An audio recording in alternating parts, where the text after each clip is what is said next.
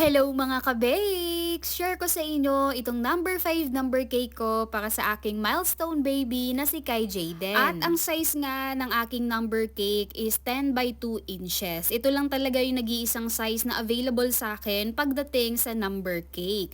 And dito nga mga ka-bakes, ang flavor nito is moist chocolate cake with chocolate ganache filling and whipped cream frosting. Syempre, ang gamit ko walang iba kundi ACC whipping cream ng Achievers. So una nga mga ka-bakes, nagpapipe lang ako ng ating whipped cream frosting dito lang sa pinaka-edge ng number 5 natin. Pangharang ito kasi naglalagay nga ako ng chocolate ganache filling. And then, chini-chill ko muna ito mga ka-bakes bago ko ipapatong yung pinaka-top niya. And saka nililinisan ko lang before ako mag-pipe. At ito pala yung mga colors na gagamitin ko. So, bali ang ginagawa namin ni mom is sinesend niya sa akin yung colorway or colors ng damit ni baby. Tapos ginagaya ko na. Minamatch ko nga lang ka-bakes yung color ng frosting ko doon sa costume na susuotin ni baby. And sa pipings naman sa frosting, wala namang request si ma'am. Ako na rin yung bahala. Basta yung color lang ay mamatch lang doon sa kanyang costume. And malagyan ko lang siya ng name ni baby. And sa side, malagyan ko siya ng months. At dito mga ka-bakes ay meron lang akong iba't ibang piping tips na ginamit.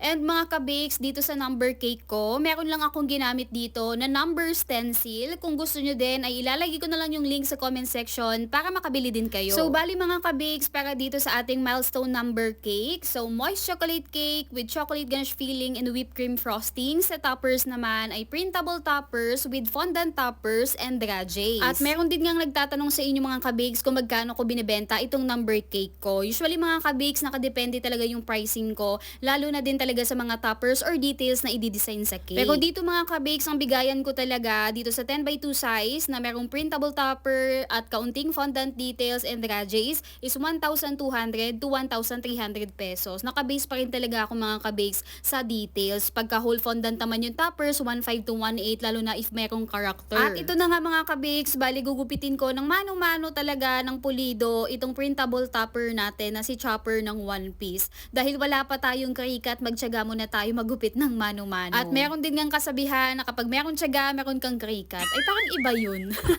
Kapag meron tiyaga, meron tayong syempre pambiling krikat. Kaya more tiyaga pa muna ano. At kitang-kita nyo naman mga ka-bakes, pulido at malinis ko talagang kinat yan para malinis din tignan para dito sa ating number cake. At ito mga ka-bakes, fondant toppers ito. At meron din ako mga ginamit syempre dito ng mga molders and cutters. At ganito mga ka-bakes yung ginagawa ko sa printable topper. Bali pinapatungan ko pa siya ng napakanipis lang na fondant tsaka kinakat ko ulit ng pulido at malinis. So ganito talaga mga ka-bakes yung ginagawa ko kahit printable topper, nagpapatong talaga ako ng napakanipis lang na fondant. Minsan kasi mga ka-bakes kapag printable topper lang, syempre malamig, nasa loob ng chiller, yung moist, so ending ay nababasa yung ating mga printable topper, lalo na kapag wala kayong sinasapin sa likod. Pero sa akin, ito talaga yung way ng ginagawa ko. Para malinis lang din siya talagang tignan. Kaya madami talagang natutuwa din dito sa aking number cake. At pagkatapos ko ngang nilagay yung ating mga fondant toppers, printable toppers, ay naglalagay na ako ng iba't ibang sizes ng silver dragees. At ito na nga mga ka-bakes ang outcome ng ating milestone number 5 Chopper One Piece theme. At ayun nga mga ka-bakes, sana nagustuhan nyo yung video na to, and ilalagay ko na lang yung mga link ng mga ginamit ko dito for in case na tanongin nyo, hanapin nyo na lang sa comment section.